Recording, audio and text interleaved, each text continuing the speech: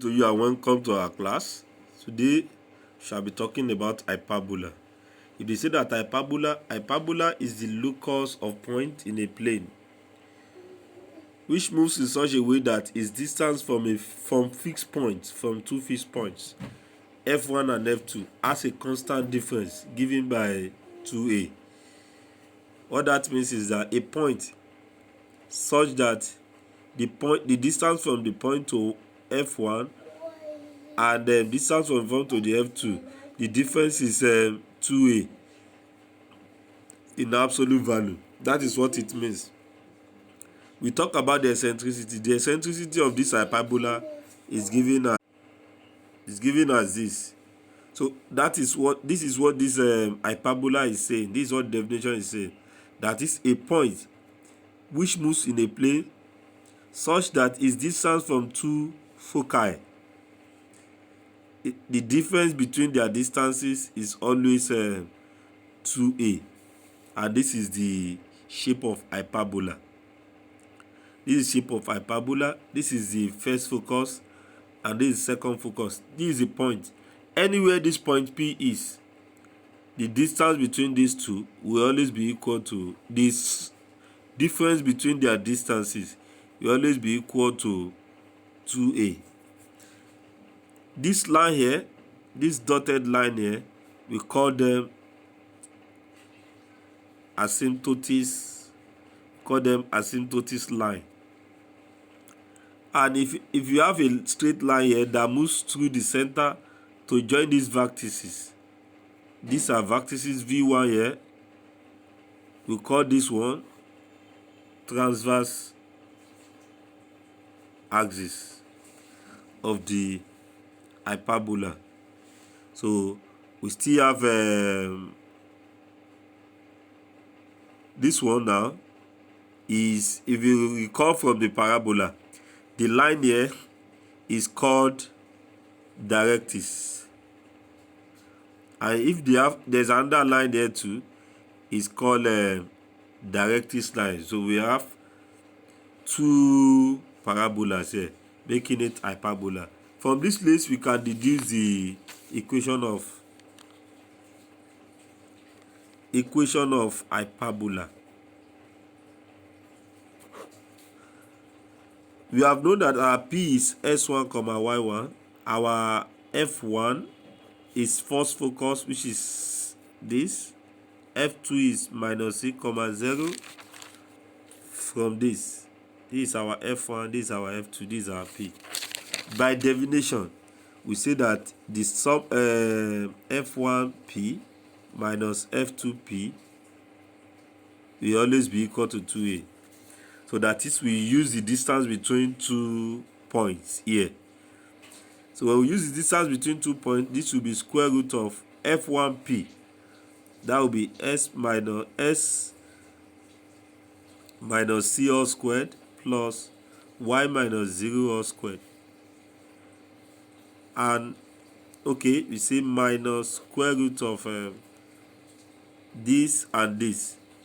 That will be S plus C squared plus Y squared. Is always equal to this 2a. So we now need to simplify.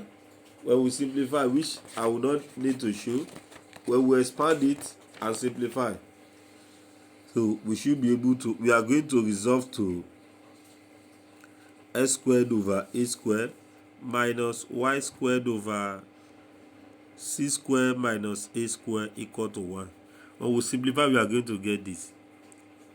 We now decide to say that let B squared, we just use a letter to represent it. It will not be the type of B square inside the ellipse. We just use a letter to represent this. Let B square be this, so that equation of hyperbola becomes this. It looks like that of ellipse, equal to 1.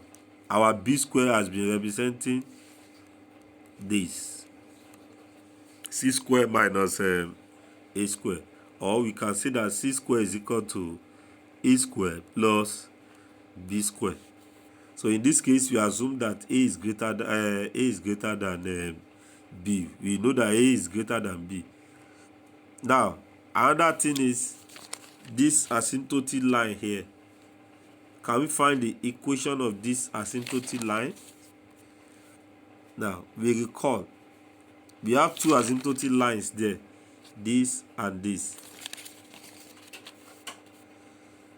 So from this place, from s squared over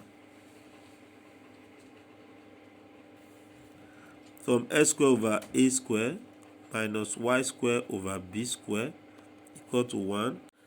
If you make y squared the same formula, we have y squared over b squared equal to s squared over a squared minus 1. So this is what we are going to have. And if you make y squared the same formula, we should be able to have b squared over a squared into s squared minus a squared. Now, we divide both sides by, we factorize s squared out, so that it will become b squared s squared over a squared into 1 minus a squared over s squared. So if you make y the same formula, y will now be b plus or minus b over x into square root of 1 minus a squared over s squared. To find the asymptotic, we tend s to be infinity. And if you tend s to be infinity, a over s becomes, a over s tends to 0 as well. Therefore, equation of asymptotic is plus or minus bx over a. So this is what we call equation of asymptotics. Y is equal to bx over a, or and y is equal to b minus bx over a. So that represents this equation of this asymptotics. So what are the things we consider inside the ellipse? The vertices. These are the vertices. The foci. These are the foci. The formula for finding the coordinate of the vertices, coordinate of the foci. The focal length is this. The linear eccentricity is that c, but the eccentricity itself is c over a, which must be greater than 1. And also, we talk about the length of latus rentum, which is 2b squared over a. Let's now take an example. Example 1. Given the hyperbola this, determine the equation of asymptotics, coordinate of the foci and the vertices, eccentricity, and the length of the latus, semilatus rentum. Now, remember, equation of hyperbola is given as this. So we need to express this in terms of this. And how do we do that? We only need to divide these sides, both sides, by 36. So that we have 4s squared over 36 minus 9y squared over 36 is equal to 36 over 36. From that place, you see that we have s squared over 9 minus y squared over 4. If you divide it, equal to 1. If you compare it, you see that your a squared is 9. Therefore, a is plus or minus 3. B squared is 4. So we have known our a and we have known our b. Now we can now move on to our question. Then b is also plus or minus 2. So we can now move to our question. The first one says equation of asymptotics. Number 1, equation of asymptotics. So we know that that one is y is equal to plus or minus b over ax, the one we just got. So plus or minus b over a. Our b is 3, our a is 2, then we have x. So this is the equation of the asymptotics. The second one says we should find the coordinate of the foci and the vertices. But we know that for foci, we need to get c. Remember that c squared is a squared plus b squared. So this is 9 plus 4, and that is 13. Therefore, c is equal to square root of 13. So the foci will be c, 0, which is root 13, 0, and the first focus, and the second focus is minus c, 0. Then that is minus root 13, 0. So that will be that. The next one says you should find the vertices. So the first vertex is a, 0, and we have known our a to be 3, 0, and the second one is minus 3, 0. V2 is minus a, 0. The third one says you should find the eccentricity and the semi-latus rentum. We know that eccentricity is c over a, and our c is root 13 divided by a. Divided by a, and our a is 3. Our a is 3. This is root 13 divided by 3. You see that it is greater than 1. If it is not greater than 1, that means what you have done is wrong. And the fourth one, we are asked to find the length of semi-latus rentum. Semi-latus rentum. We know that one is latus rentum is 2b square over a, but semi is half of it, which is b square over a. So we have known the b square. We have known our b square. B square is 4. And our a, we have known our a. Our a is 3. So our answer is 4 over 3. Number 2. Find the equation of a hyperbola if the focus is this and the line of asymptotes is this. So solution. We first know that for focus, this place is C. Without stressing ourselves, we'll see that our C is 10. Also, for asymptotes line, we say is plus or minus b over ax. So therefore, b divided by a is representing 3 over 4. So since we have known that, our aim is just to find what is our b and what is our a. If you have known that, then it is easy to find the equation of the hyperbola. From this place, let's make b the same formula. Our b will be equal to 3 here, and b is equal to 3a over 4. I will find b square. Therefore, b square will be equal to 9a square over 16. If you square both sides, this will be 9. This is a square. 4 square will give me 16. But we should not forget that c square is equal to a squared plus b squared. This implies c square. A is c. This is 10 plus,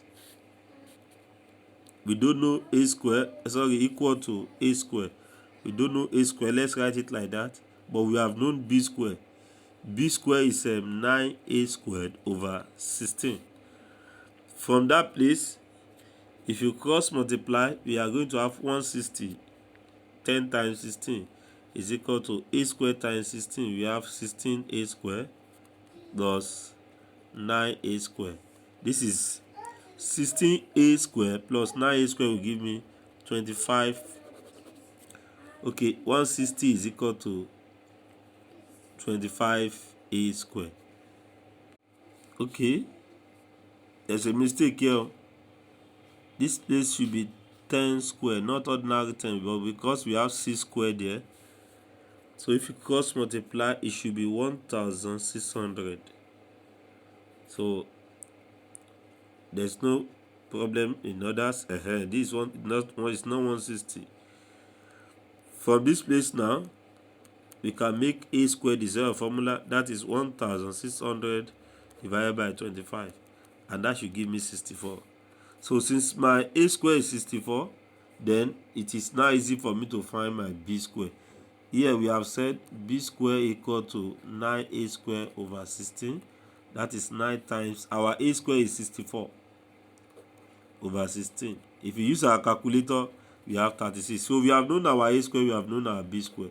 Equation of hyperbola is now given as x square minus y square over this equal to 1. This is x square over 64 minus y square over 36 is equal to 1. So it's the required equation of the hyperbola. Let's consider a case when the hyperbola is shifted away from the origin to point s1, y1. The following are true. The first one, the equation of that hyperbola will become this.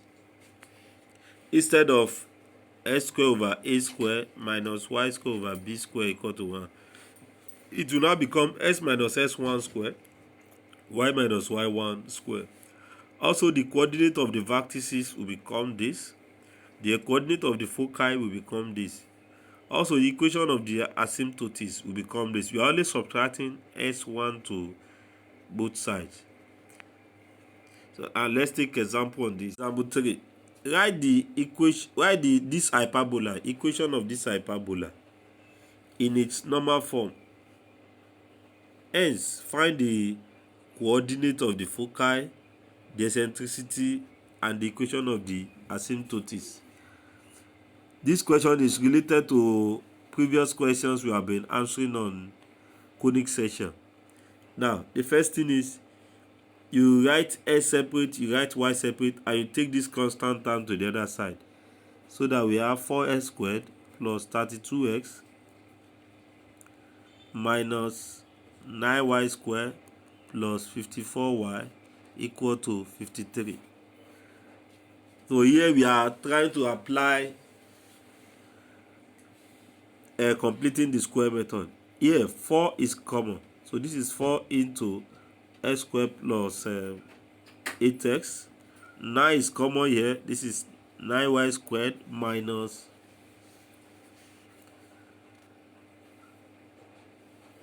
so this is 9y squared minus 6y equal to 53. Now we cannot apply completing the square here. So we had half of square of half of this, which is 4. We had 4 square. Likewise, we add this to this, and half of this is 3. So we add 3 square to it. So we have 53. So whatever we have added to this side, we have to add it to this side too. So what we have added is this 4 times 4 squared. So that is what we have added. But if you consider this one, we did not add, we subtracted because of this minus. So what we have is minus 3 squared. So if you complete the square, we are going to have s plus 4 squared minus this one will be 9 minus 3 squared equal to, when we simplify this, you are going to simplify the other, that will be 53 plus 4 into 4 squared minus 9 into 3 squared. Everything will give me 36.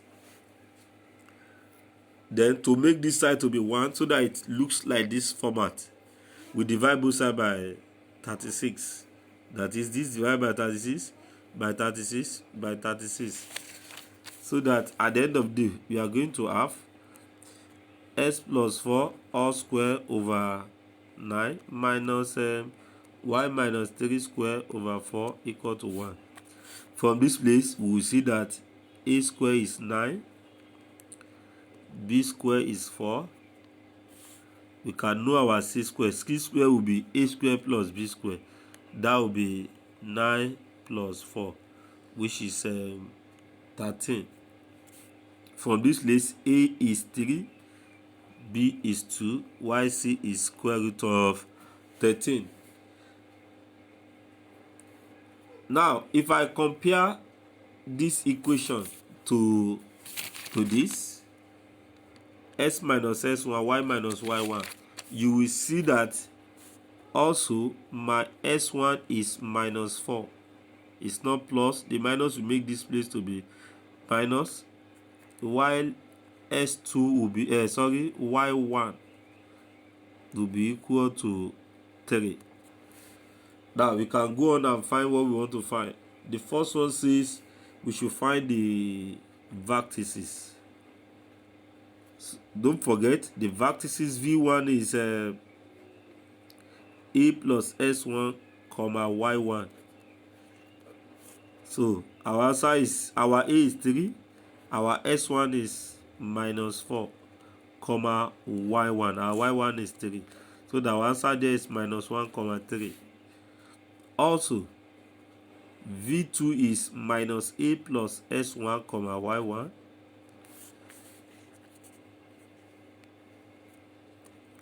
That is -3 minus S1. Our S1 is -4. Our Y1 is 3. So that my answer is -7 comma 3. Also, the foci. The foci are C plus S1 comma Y1. Our C there is square root of 13 minus our S1 is 4. So -4 comma 3. And our F2 is -C plus S1 comma Y1. So that will be -√13 minus 4 comma 3. The third one says we should find the eccentricity.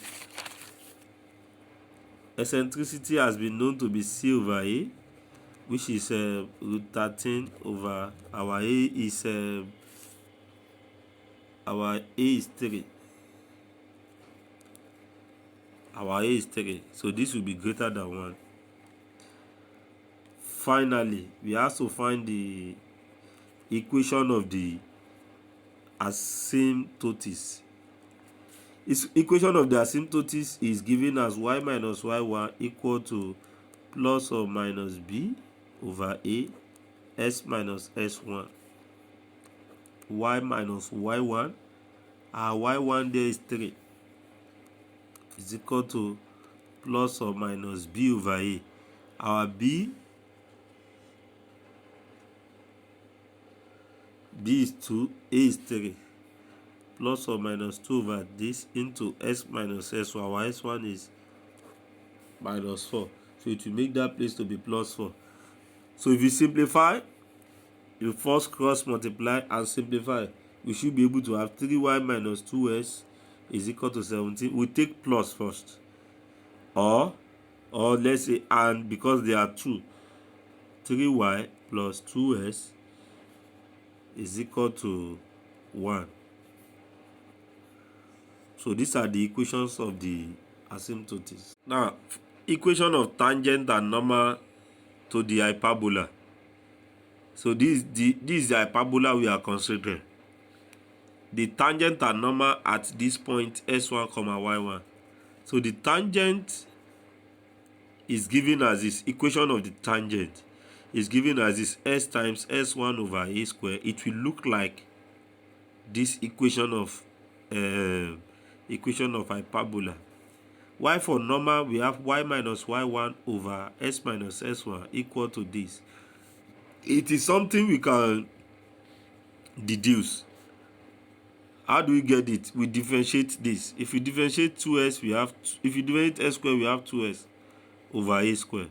If you differentiate y square, we have 2y y prime, which is dy ds, over b square equal to 0. We take this to the other side. That is, we are going to have 2s over a square equal to 2y over b square y prime. So if you now substitute these values, this y prime will become graded, which is m equal to, these two will cancel each other. So that will be equal to x1 over a squared. This one, you are making this to be the formula. B square will come here, y will come here, or we write it like this: b square over a square s1 over y1. So this is our gradient. So equation of tangent will just become y minus y1 over s minus s1 is equal to this: b square over a square s1 over y1. And normal And we know that for normal is it will be perpendicular to the tangent. So the gradient will be negative of reciprocal of this. This will go up, this will come down. That is how we got this. This will go up, this will come down, and there will be negative. When we simplify, this one is for tangent. When we simplify it, we are still going to get what is here. Now, let us take example. So, for example, find the equation of the hyperbola this at this point. Now, we need to just express it in terms of normal form of hyperbola. That is, we divide this 11, we divide both sides by 11. So that we have 9x squared over 11 minus 25y squared over 11 is equal to 11 over 11. At the end of the day, we'll write this one as 11 over 9 minus y squared over, this one too will be 11 over 25 equal to 1. So our aim is to know our A, which is 11 over 9, and our B squared, which is 11 over 25. We cannot go to the equation of the tangent. Tangent at 2 comma minus 1. So this is our S1, this is our Y1. So the formula is giving us xs1 over a squared minus y1 over b squared equal to 1. So this will give me s into x1. Our s1 is 2 over a squared. Our a squared is 11 over 9 minus y1. Our y1 is minus 1 over 11 over 25 equal to 1. So we now need to simplify. So this will still give me 18x over 11. So this will give me plus 25y over 11 equal to 1. Then we simplify, we cross multiply. Our answer is 18x plus 25y equal to 11. So this will give me the equation of tangent of the hyperbola. For the normal, we recall that the formula is y minus y1 over s minus s1 is equal to a squared y1 over b squared s1. Just like what we give here. Okay, minus a squared y1. Okay.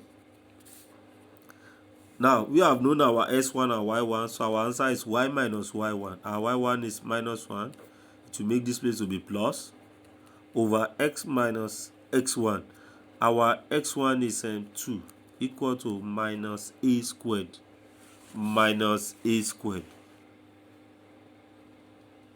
This is our a squared here.